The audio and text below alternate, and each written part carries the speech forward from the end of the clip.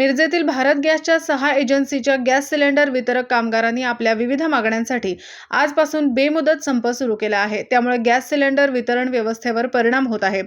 कंपनीकडून कामगारांना फक्त राबवून घेतलं जातं, मात्र कोणत्याही सुविधा दिल्या जात नाहीत, असा गॅस सिलेंडर वितरक कामगारांचा आरोप आहे। गॅस सिलेंडर वितरक अर्थात गॅस डिलिव्हरी बॉय हे गेली 30 ते 40 वर्षापासून मिरजेतील गॅस एजन्सी मार्फत घरोघरी गॅस पोहोचवण्याचं काम करतात। मात्र या कामगारांना कंपनीकडून कोणत्याही मूलभूत सुविधा दिल्या जात नाहीत। या कामगारांना कुठल्याही संघटनेमध्ये गृहीत धरले जात नाही किंवा कुठल्या बेसिक पगारामध्ये गृहीत धरलं जात नाही। फार कमी पगारात कामगारांना 24 तास राबवून घेतलं जातंय। कुठला गाडी मेंटेनन्स दिला जात नाही। आरोग्याच्या बरोबरच कामगार म्हणून कोणत्याच सुविधा दिल्या जात नाहीत। तसेच तडकाफडकी कामावरून कमी केले जाते। या कामगारांच्या अडचणी असून आपल्या मागण्या मान्य करण्यासाठी कामगारांनी गॅस वितरण करण्यास बंद केलं आहे। पालकमंत्री सुरेशभाऊ खाडे यांच्याशी भेट घेऊन कामगारांनी आपल्या मागण्यांचे निवेदन त्यांना दिलं आहे। माझं नाव श्रीकांत ईश्वरा जाधव। मी गेले 35 वर्ष झाले मिरज गॅसमध्ये सर्व्हिस करतोय। कधी गोडाऊन, कधी डिलिव्हरी बॉय म्हणून आपण काम करत आहे।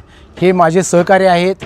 हे गेले कोण 20 वर्षे, कोण 35 वर्षे, कोण 40 वर्षे गॅस डिलिव्हरी बॉय म्हणून प्रत्येक घरोघरी गॅस पोचवण्याचं काम हिने करतात। अखंड प्रामाणिकपणे हिने गेले आम्ही बघतोय तसं 40 वर्ष झाली सप्लाय करत असतात। सप्लाय करत असताना ह्या कामगारांना कुठल्याही संघटनेमध्ये जम्यात धरत नाहीत किंवा कुठल्या बेसिक पगारामध्ये जम्यात धरत नाहीत। फातूर काहीतरी रक्कम देऊन ह्या कामगारांना 24 तास राबवून घेतलं जातं आहे। कुठला गाडी मेंटेनन्स, कुठलं गाडी कंपनी आम्हाला ड्रेस देऊन कंपनीचं काम करायला लावते, पण कंपनीकडे कुठलाही आमच्याकडे ठोस असं नाही की कंपनी आम्हाला एक बाबा गाडी घेण्यासाठी कमी पगारात लोन, घर बांधण्यासाठी लोन। आज बघितलं तर गौंडी कामगार झाला तर त्याला शासनानं कितीतरी प्राधान्य दिले, पण आज गॅसवाला कोरोनाच्या काळामध्ये गेले 3 वर्षे त्यांनी अहोरात्र काम केलं, पण कुठल्याही साहेबाचं किंवा कुठल्याही आमच्या एजन्सी मालकाचा अधिकार झाला नाही की कामगारांच्या पाठीवर एखादी थाप मारावी। चांगल्या पद्धतीने कोरोनात काम केलं। त्यानंतर काही क्षुल्लक कारण झालं की कामावरून त्याला कमी केलं जातं आहे। आज कंपनीचे साहेब सकाळी 9 वाजता आम्हाला मीटिंगला बोलवले असताना अशी परिस्थिती होती की तिथं साधी आमची बैठक व्यवस्थासुद्धा त्यांनी केलेली नव्हती।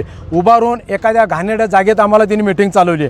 त्याची आम्हाला थोडी खंत वाटली। आम्ही कंपनीचं काम करतोय, कुठल्या तर प्रोफेशनल जागेवर आम्हाला घेऊन जरा सांगितलं असतं तर बरं झालं असतं। आम्ही प्रत्येक प्रोफेशनल झोपडपट्टीपासून प्रोफेशनल घरापर्यंत आम्ही गॅस द्यायचं काम करतोय। आम्हाला सगळ्या पद्धतीनं ह्या कल्पना आहेत की आम्ही कसं राहायचं। त्यानंतर साहेबांनी एक क्षुल्लक कारण काढलं की एका कामगाराच्या अंगावर ड्रेस नव्हता।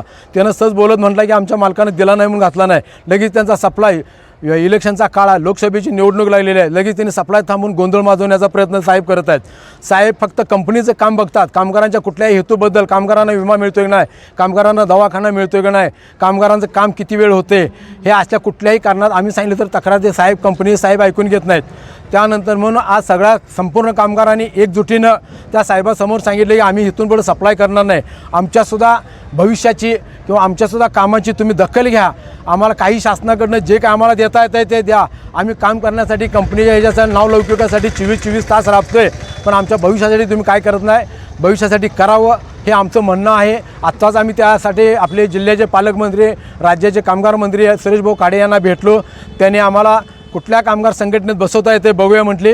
त्यानंतर निवेदन आम्ही देतोय। निवेदन दिल्यानंतर त्यांनी थोड्याच दिवसात त्यांनी सांगतो म्हणजे कुठल्या एजंट बसते आणि कुठल्या कामावरून का कामी कमी केलं ह्याचा जाब बी त्यांना याच्यावर कामावर घेतो आणि सप्लाय का बंद केला जातो आहे कंपनीला हे बी त्यांना सुरळीत करायलो एवढे त्यांनी आम्हाला आश्वासन दिले।